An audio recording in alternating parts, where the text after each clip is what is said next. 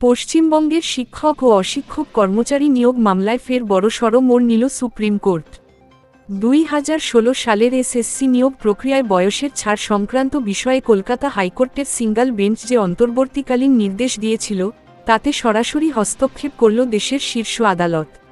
Supreme কোর্টের এই নির্দেশের ফলে আপাতত স্বস্তিতে স্কুল সার্ভিস কমিশন। বৃহস্পতিবার বিচারপতিরা স্পষ্ট জানিয়ে দেন যে হাইকোর্টের সিঙ্গল বেঞ্চের নির্দেশ পুনর্বিবেচনা করা প্রয়োজন এবং মামলার বিস্তারিত শুনানির জন্য তা আবার হাইকোর্টেই ফেরত পাঠানো হয়েছে। সুপ্রিম কোর্টের 12 নম্বর কোর্টে এই গুরুত্বপূর্ণ মামলাটির শুনানি হয়। শুনানির সময় উঠে আসে কলকাতা হাইকোর্টের সিঙ্গল বেঞ্চের দেওয়া নির্দেশের প্রসঙ্গ, যেখানে বয়সের ছাড় বা এজ রিল্যাক্সেশন নিয়ে কমিশনকে পদক্ষেপ করতে বলা হয়েছিল। শীর্ষ আদালতের বিচারপতিরা মন্তব্য করেন যে লার্নেড সিঙ্গল বেঞ্চ সম্ভবত অরুণিমা পাল মামলার রায়টি যথাযথভাবে অনুধাবন করতে পারেননি বা তার ভুল ব্যাখ্যা করেছেন। ডিভিশন বেঞ্চ যেখানে এই ধরনের সুযোগ প্রদান করেনি, সেখানে সিঙ্গল বেঞ্চের এমন নির্দেশ কতটা যুক্তিযুক্ত তা নিয়ে প্রশ্ন তোলে সুপ্রিম কোর্ট। শুনানিতে স্কুল সার্ভিস কমিশনের হয়ে সওয়াল করেন বিশিষ্ট আইনজীবী কল্যাণ বন্দ্যোপাধ্যায়। তিনি আদালতের সামনে জোরালো যুক্তি পেশ করে বলেন, 2016 সালের নিয়োগ প্রক্রিয়ায় প্রায় 21 থেকে 26 লক্ষ পরীক্ষার্থী অংশগ্রহণ করেছিলেন।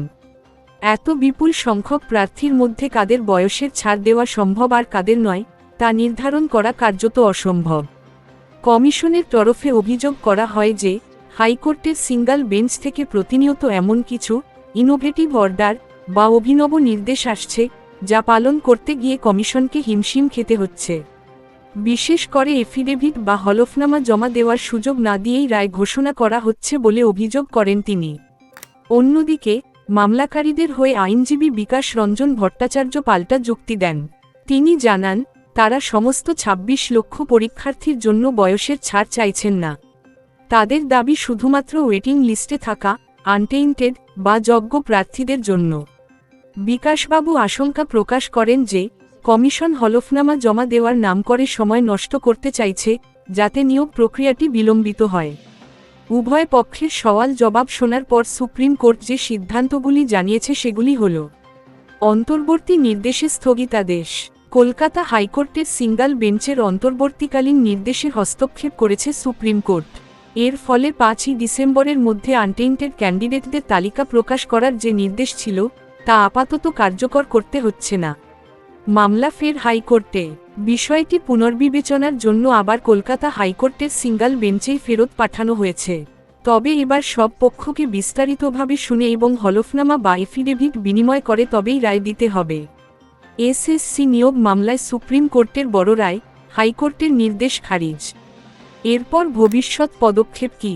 আদালতের ছুটির পর, অর্থাৎ প্রায় 3 সপ্তাহ বাদে হাইকোর্টে এই মামলার বিস্তারিত শুনানি হবে। সুপ্রিম কোর্ট নির্দেশ দিয়েছে যে হাইকোর্টকে এমন একটি যুক্তিপূর্ণ অর্ডার পাস করতে হবে যাতে এই একই বিষয় নিয়ে বারবার সুপ্রিম কোর্টের দ্বারস্থ হতে না হয়। কমিশনের তরফে জানানো হয়েছে, আগামী জানুয়ারি বা ফেব্রুয়ারির মধ্যে গ্রুপ সি এবং গ্রুপ ডি পদের নিয়োগ প্রক্রিয়া সম্পন্ন করার লক্ষ্যমাত্রা রাখা হয়েছে। সুপ্রিম কোর্টের এই নির্দেশের পর নিয়োগ প্রক্রিয়ার জট কবে খোলে, এখন সেটাই দেখার। বন্ধুরা, আজকের এই আপডেট বিষয়ে আপনাদের কোনো বক্তব্য থাকলে অবশ্যই নিচে কমেন্ট করে জানান। আমরা আপনাদের সমস্ত প্রশ্নের উত্তর দেব এবং সমস্ত সমস্যার সমাধান করার আপ্রাণ চেষ্টা করব। ভিডিওটি ভালো লাগলে প্লিজ লাইক শেয়ার করে দেবেন। আর এই ধরনের আপডেট মিস না করতে চাইলে অবশ্যই আমাদের টেক গ্লোবাল ইউটিউব চ্যানেলকে সাবস্ক্রাইব করে পাশের বেল আইকনটি বাজিয়ে দিন। পরবর্তী ভিডিও আপনাদের স্ক্রিনে দেওয়া হলো। ধন্যবাদ।